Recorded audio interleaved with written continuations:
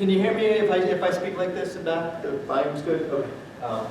It's a pleasure to be here. I changed the title of this talk a little bit from what was listed for reasons that I will make clear in a moment. But what I'm going to be talking about is a collection of new technologies for mathematical reasoning, including interactive theorem proving and formalization of mathematics, automated reasoning tools and symbolic AI, and machine learning, and neural AI. The phrase AI for mathematics is a reasonably good description of this basket of tools. But I think it's important to keep in mind that they are distinct technologies, and even within the bubbles, there are lots of different technologies, and they overlap and interact in interesting ways. So it's really a kind of a broad array of technologies. And I think these technologies, I'll try to make the case that they are important. They're going to be important for mathematics, and they're going to have an impact. And that's what I wanted to tell you about. So over the last few months, I've given several talks like this where I've kind of surveyed the technologies. And generally, the tone has been very optimistic, that this is a really exciting time to be doing mathematics. There are all these interesting capacities, capabilities that are coming online. But at the end of each of these talks, I have a couple of slides where I talk about some of the concerns associated with technologies. For this session, I thought it would be a good idea to sort of invert that, or at least balance it. So I'm going to spend about half the time giving you a very quick survey overview of lots and lots of things going on. And I apologize, I'm just going to run through and kind of throw slides at you. But the slides are on my webpage. You can sort of go through with that more leisurely pace. And then I want to spend a good amount of time talking about some of the associated concerns, some of the things that one might worry about, and I think we should be worried about with these technologies. So to get started, talking about interactive theorem proving and formalization, the idea is if you're working with an interactive proof assistant, you can think of it as like a word processor for mathematics. You're digitizing mathematics. You're typing mathematics into the computer in an idealized language, like a programming language, in a format that the computer can check. There's a precise meaning and rules. And so in particular, when you're checking a proof, the computer's checking the correctness of the proof down to axiomatic foundations. And this is a thing now, right? People are doing this. There are several proof assistants out there today, many with substantial mathematical libraries. I listed some of them there. Well, Isabel, Light, Lean. Of these, Lean has gotten the most uptake in the mathematics community in recent years. There's a communal library called MathLib that has more than 2 million lines of code. There is a social media group that's very lively and active. There's well over 1,000 messages every day, and lots of people involved. In the last few years, there have been several notable big formalization projects, many of them done collaboratively. And so I've listed some of them there.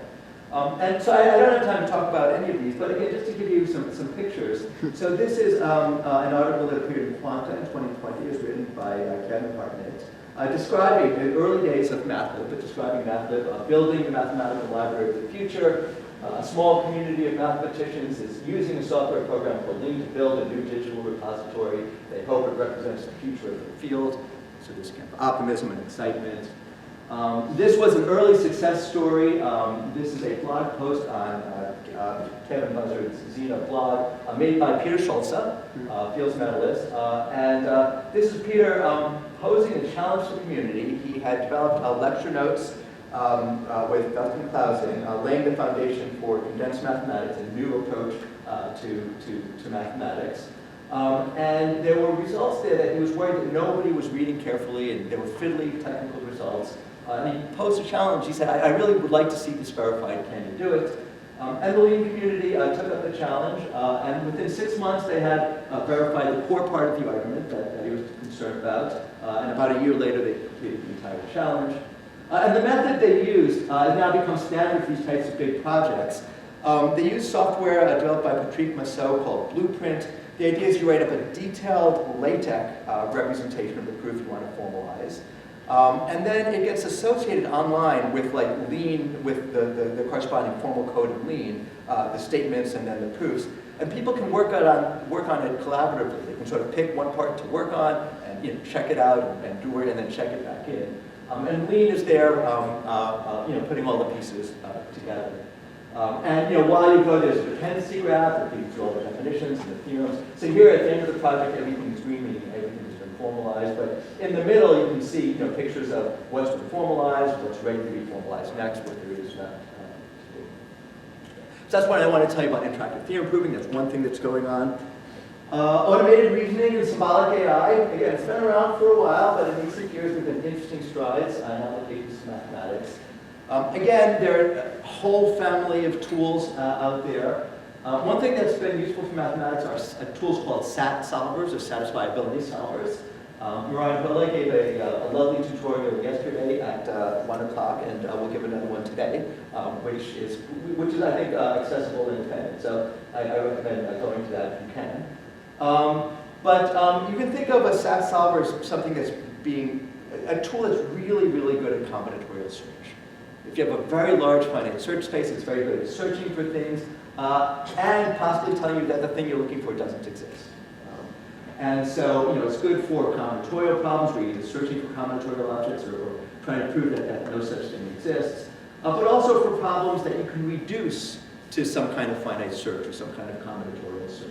So it's been used in discrete geometry, Keller's conjecture, the ending theorem, and even in algebra, the compliance of unit conjecture, which I'll flash up a slide in a moment. But again, automated reasoning technology is used to support formalization and formal theorem proving. Terry Tao, about a year ago, launched a project called the Equational Theories Project, which I won't tell you about, but another thing that's worth Googling, that again, brought a lot of people together working collaboratively on a large-scale project. And even things that we're more familiar with, like symbolic computation, numeric computation, now takes on a new life. We have technologies that can let you do them more reliably. You can verify the correctness of your symbolic computations and numeric computations. And again, just some kind of impressionistic pictures. So again, a Quanta article, computer search settles 90-year-old math problem by translating Keller's conjecture to a computer-friendly search for a type of graph. Researchers have finally resolved the problem about covering spaces with tiles. So again, this was a SAT solver application to discrete geometry conjecture called Keller's conjecture. This is an analysis paper by Giles Gardam. The unit conjecture, commonly Plansky, predicts that if K is a field and G is a toroidal-free group, then the only units of the group ring K of G are trivial units. And we give a concrete counterexample of this conjecture. The abstract doesn't tell you this, but it was a SAT solver that found. And if you go to the tutorial today, Mariah will show you how to reproduce this on your laptop. And you can find it, for example, in just a couple of minutes. Here's another happy ending problem.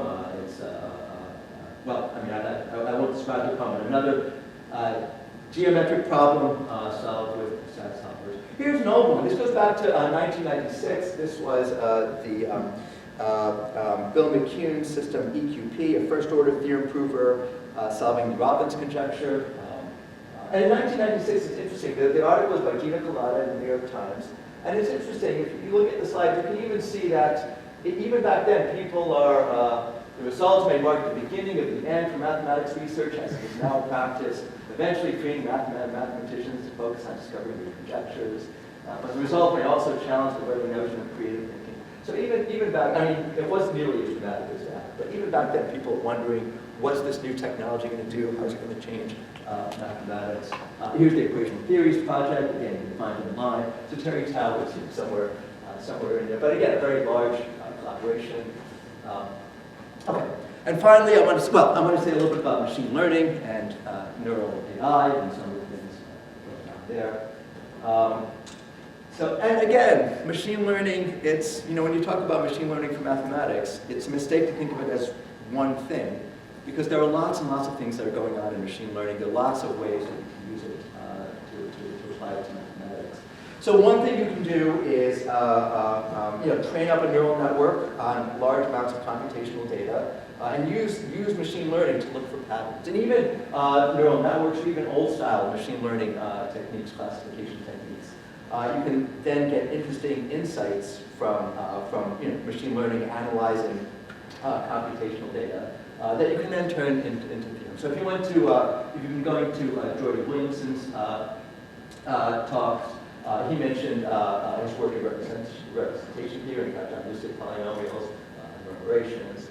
Neural networks are also really good at computing PDEs and finding areas of interest in PDEs, or looking for parameter settings to PDEs that give rise to interesting phenomena. So there's a lot of interesting going on there. Large language models are good at finding algebraic expressions with desired properties. If you can find ways to synthesize data, so you synthesize examples of the kinds of things you're looking for, you can train large language models to find them. So there's a paper I really like on using them to find Avigad functions. And then combinatorial constructions. You can use machine learning to find interesting combinatorial objects. Again, if you went to Jordy's talk, you heard him talking about recent work with AlphaEvolve, and there are kind of open source cousins, OpenEvolve, ShapeEvolve, that are doing interesting things. And again, rather than say much about these, we just kind of flash up some pictures just to make the case that there are things going on.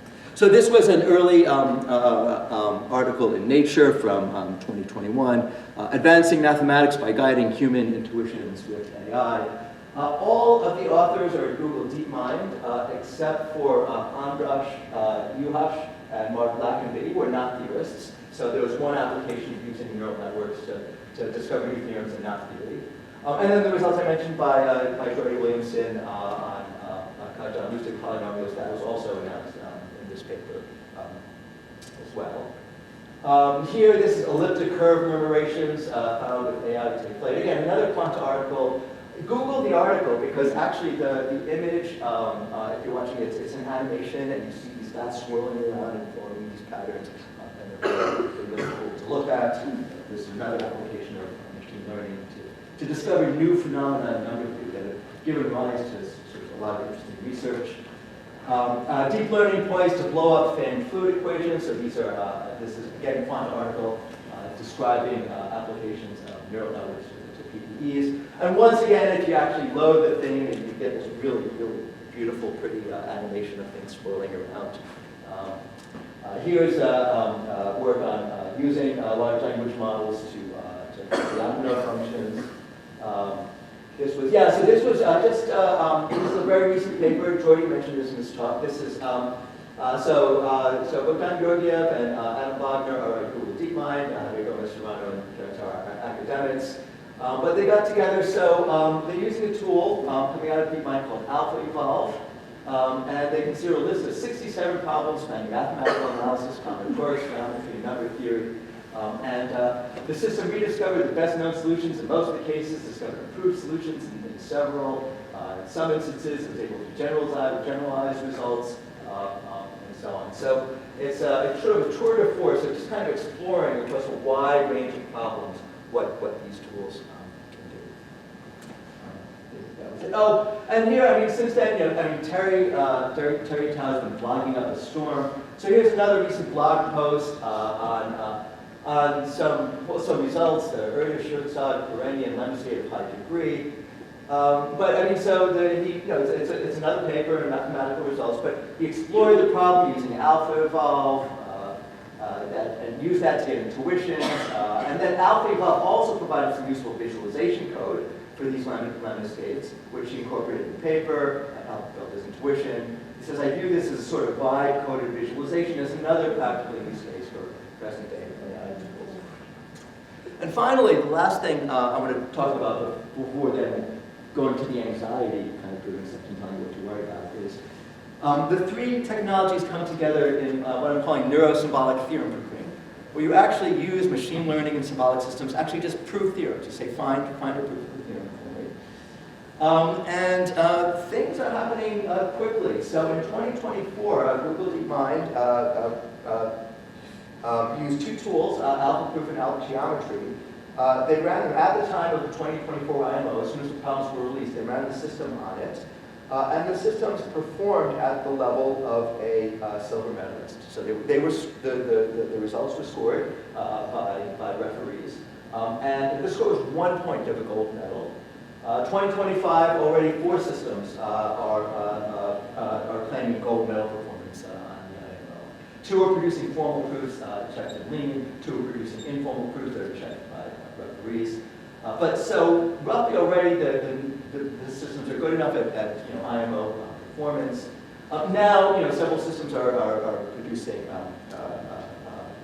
now claiming they're starting to run through the Putnam benchmarks, so they're doing well on Putnam problems.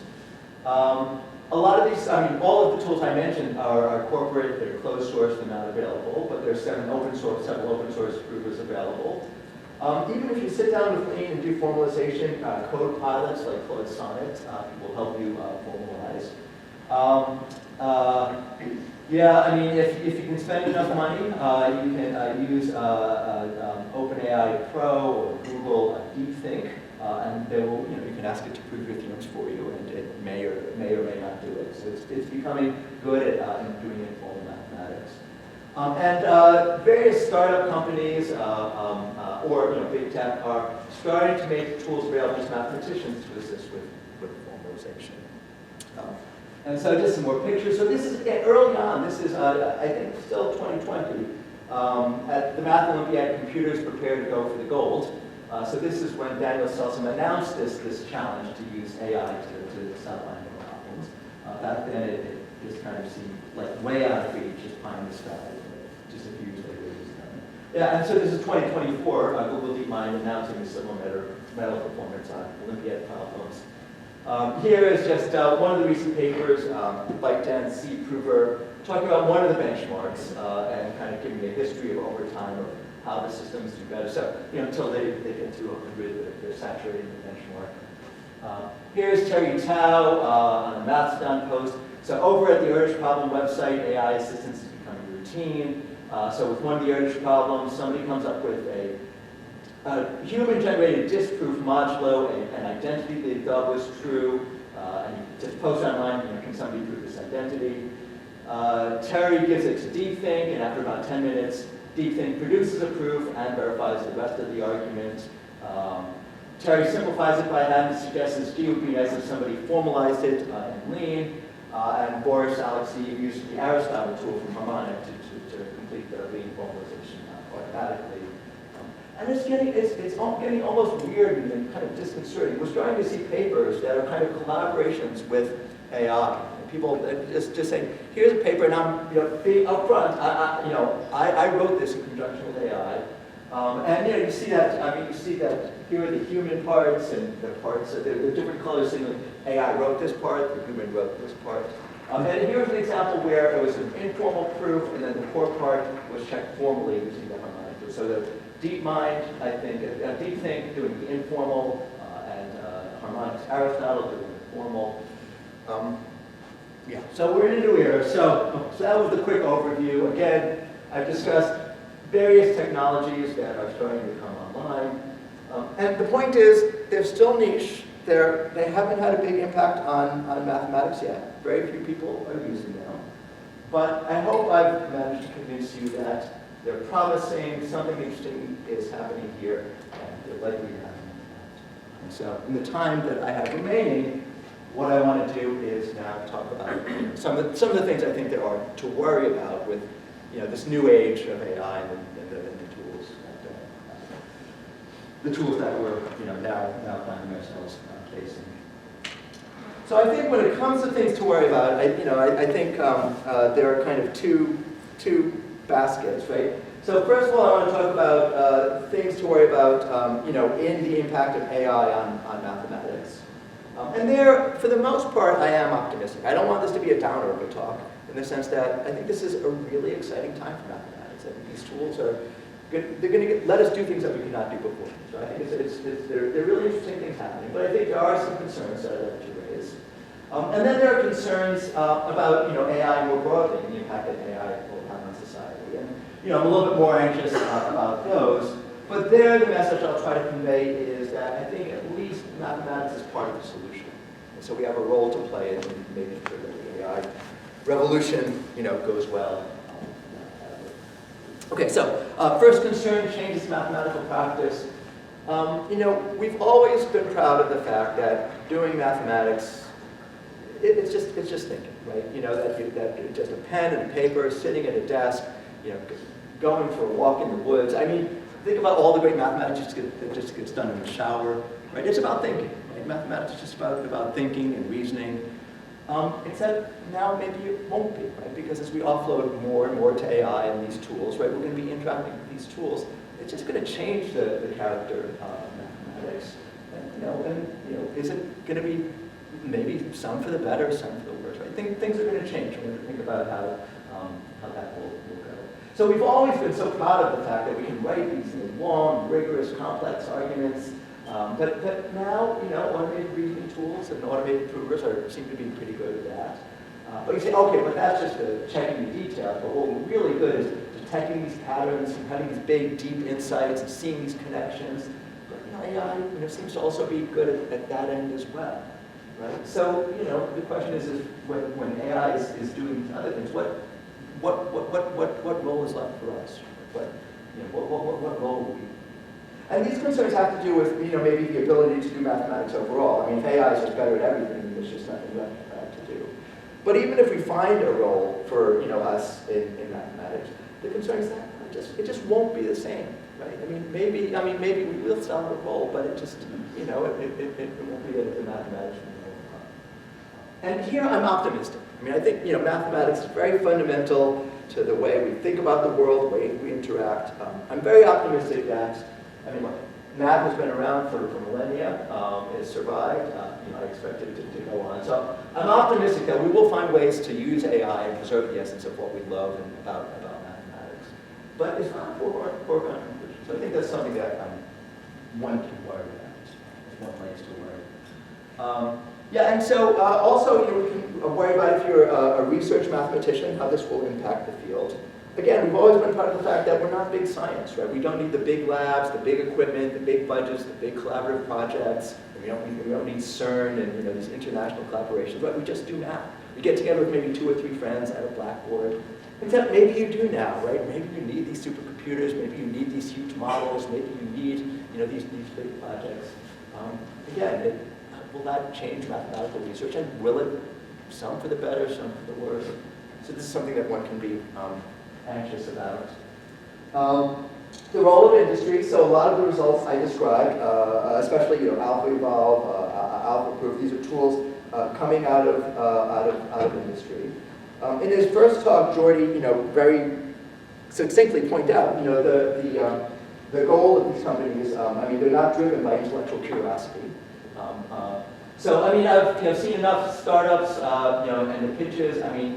The thoughts are maybe if you develop AI for math, you'll have tools that can write software and verify correctness, and that'll be useful and marketable. Maybe you can solve the markets and make a lot of money in finance. So there's interest in investment there. I see startups with the pitch is that this will give us new ways to do experimental science and engineering and so on. We'll have better ways to manage data. I think generally the thought is that mathematical reasoning is part of general intelligence. Right? If you have AI that can do mathematical reasoning, it's going to be good for lots of things and good to have. And also, if you can solve big open problems, it's good PR for your company. And I don't want to demonize I have tremendous respect for big tech and startups, the ability just to make a pitch, pie in the sky, go out, hire good people, get things done. They're really, really good at what they do. But we should keep in mind that their business model is not making us happy, right? It's not to make us happy. The goal is not, they're not.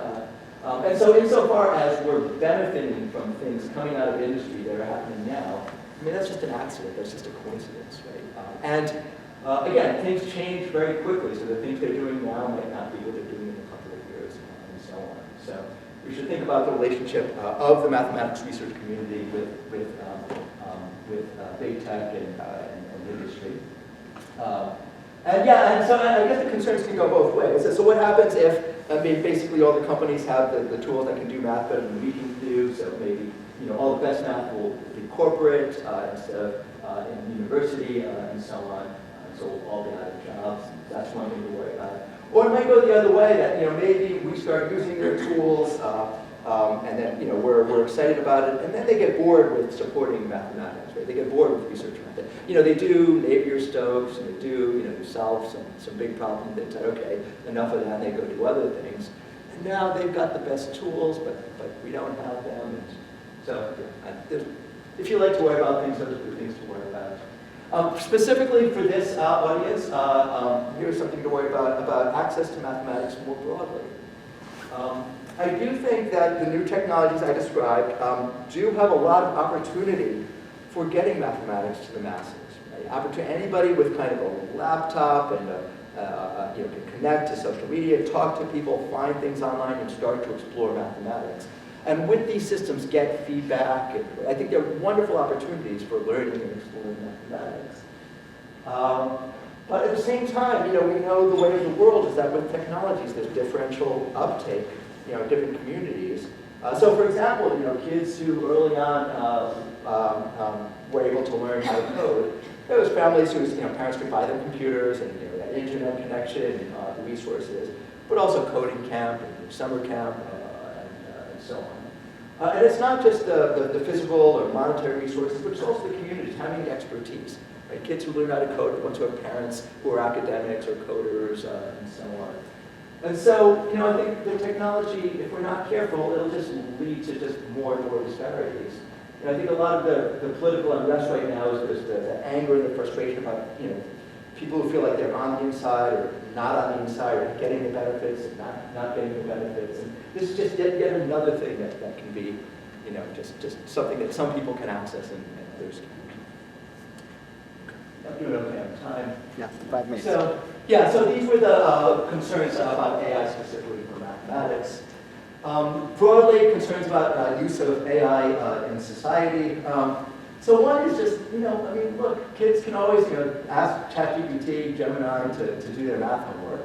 And you tell them, no, don't do it, it's cheating, but it's not even compelling to them. It's like, why is that cheating, right? I can ask ChatGPT now, I can ask them, a year from now, I can, what's wrong with, we have technology that can do mathematical thinking for us, what's wrong with using it? And so I think it's inevitable that we will start relying on technology more. And what will that do to mathematical thinking, the way we interact with mathematics? And for context, I think, we've always worried about the impact of technology on, thinking in kids. I mean, I was born in '68, so I grew up in the '70s, when television was still new, and I still remember television is corrupting the mind of the youth. It's, the end of civilization, as we know. Calculators were new, and kids are using calculators, they won't learn to think. And then computers, and kids are playing too much video game. Now we're worried about iPhones and social media. We've always worried about the impacts of fundamentally on technology, how we think and reason and interact. I do think something about AI is qualitatively different, about the way it can supplant, the way we just kind of think about the world. So just for context, I guess these concerns are not entirely important. Reliability and transparency. When we ask AI a question, we want the answer to be reliable, aligned with our interests. We want to know that it will help us achieve our goals. We worry about when we rely on results of queries to AI that the results are aligned, that they're going to be safe, they're going to be secure, and also that they're aligned with our morals. Again, as I said before, insofar as AI is the problem, I think mathematics is part of the solution, which is to say that we want AI to give us reasons, explanations, justification. Mathematics itself is a language by which we can give precise specifications of what we want, we can ask for justifications that we can audit and query and interact with independently. So keeping mathematical language in the loop, I think, is going to be very important in that. And the final concern is what AI is going to do for our agency.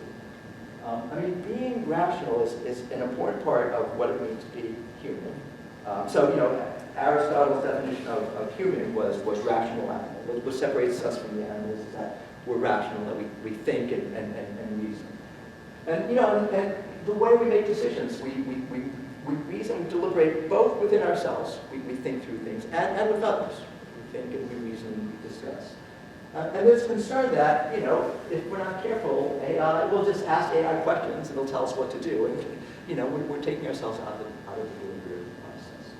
I don't think it has to happen. I think the right way to do it is to make AI part of our deliberative process. So, we should ask AI for explanations, reasons, and then think about them, and then ask more questions, right? We should have back and forth where AI is helping us reason, not taking over the reason for us.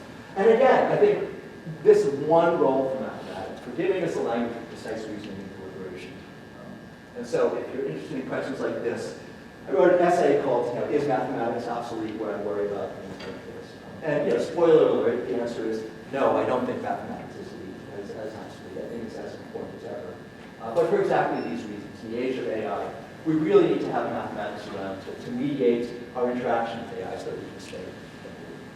And finally, just last, okay, so summarizing here are the things to worry about. Last couple of slides, let me just announce that we've launched a new National Science Foundation Mathematical Sciences Research Institute, Institute for Computer Reasoning in Mathematics. Again, there are things that can go well, there are things that might not go well. Our goal is to, as much as possible, make sure that things go well. So our mission is to empower mathematicians to take advantage of the new technologies and make sure that mathematical reasoning and mathematics are central to everything that we do. And so far as we need to bring together different communities, mathematicians, computer scientists, senior researchers, students. We want to bring together people to achieve that goal.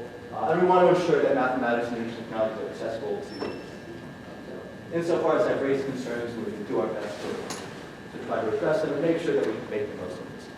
So, thanks very much.